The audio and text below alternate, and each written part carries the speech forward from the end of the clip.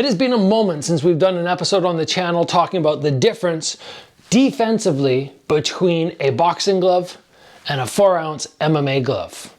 I guess even an amateur fighter with like a 6 or 7-ounce MMA glove, it's still very pertinent to understand defensive differences and what you might decide to alter to make sure you're safe with this on. Because there's such a world of difference. I mean, just look at even the size disparity here. It's so much from every angle, but in particular, the one that is the most dangerous is how thick the gloves are. This one, when I stretch my fingers out, you're like, how much is the padding above my fingers, above my knuckles? Maybe ½ an inch at most. This one, it's like that.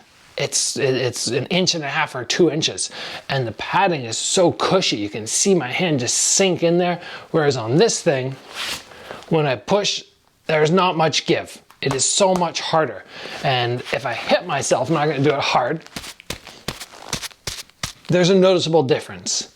And that's what we wanna be aware of. We wanna go, how defensively are we gonna protect ourselves? What adjustments are we gonna make? Because if you're somebody who started in Muay Thai, kickboxing, boxing, you're very used to these. And you might just go, oh, I'm gonna fight the same way that I always do. And I've done that as well. I've gone into fights with this and fought pretty much the same way, but I know it's smart to make adjustments. So that's what we're talking about today. I want to remind everybody that the early bird pricing on my offense course at Strike Ready Combat is about to expire. You can save 40%. Join me, find out how I won all these belts, what offensive tips I have, which are just going to help you so much in your journey in the martial arts world. We're gonna have 25 plus videos, 3 live calls, so much knowledge. So hit that link down below, go and check it out, and hopefully I will see you very soon in this course. So the first thing that I learned when I went in for a fight with smaller gloves is close fist against your head, the way that you would do with a boxing glove, does not work. I fought, I got cut, I watched the fight, I was like, where did I get cut? I don't remember getting hit. And then I realized what must have happened was somebody swung at me and my own hand just slid and sort of slit right through there. So next time I went in, I went, okay, open hand to the palm of the head to the hand. The downside of this is when your hand is closed in a boxing glove, you just fire it out. You don't think about, oh, what do I have to do with my hand? With this, I have to go, okay, every time I throw, I have to close and then reopen.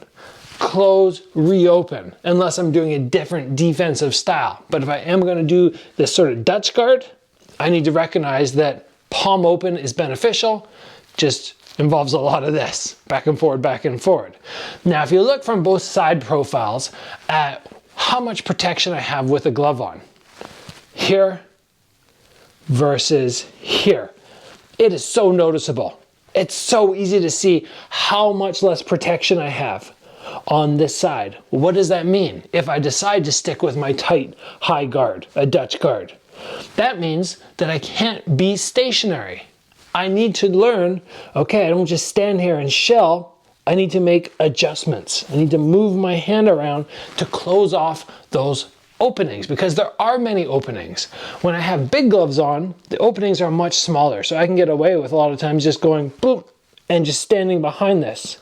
Doesn't work so much here. So start learning how to, even with these gloves, somebody throws a jab at you or a straight punch. Don't just go, okay, I'm just gonna stay here and take it off this area.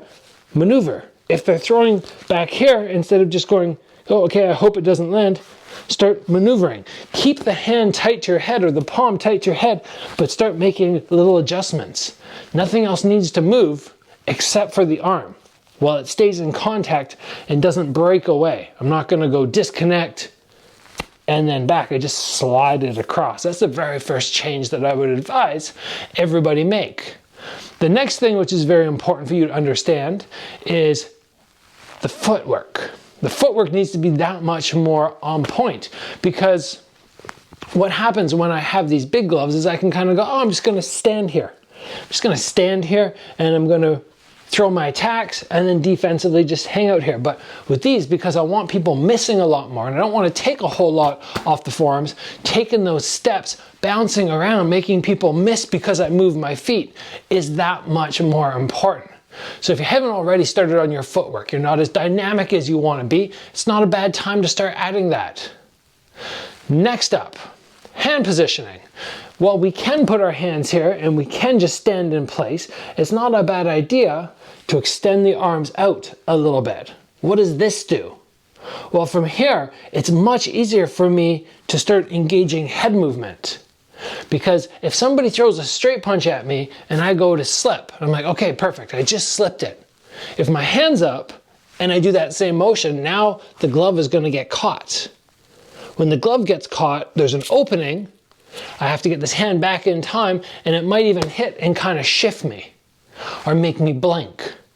So having the hands out at this point where you can go, okay, I'm going to slip with my hands out of the way, that's so much better for evading punches with just shifting from side to side or rolling under. Something that we see a lot of the UFC fighters do. They'll come from here, you know, they'll be in this position, they'll have their hands out here, they'll be hitting away, then they'll pull their hands in, palm to the head, they'll do their blocking, their execution, they'll move their feet, recreate distance, have their hand out here now, do this kind of stuff, moving their head, footwork, and then if they need to, shell back up. It's a combination of everything defensively, as opposed to I'm just going to do that high guard and I'm going to stand my ground. No footwork, no head movement, and very little shifting of the hand. When you can make those adjustments, I think defensively you're going to be so much safer for this big, or sorry, the big punches with the small glove coming in. That would be my advice. And I just wanted everybody to get another look at the difference in the glove and go, yeah, if I'm thinking of competing in any fight sport with one of these, I start making those adjustments defensively. It's just a smart thing to do. So let's call it there, and I hope you guys found this episode beneficial. If you did, please give the video a like. I will see you back here soon for another episode.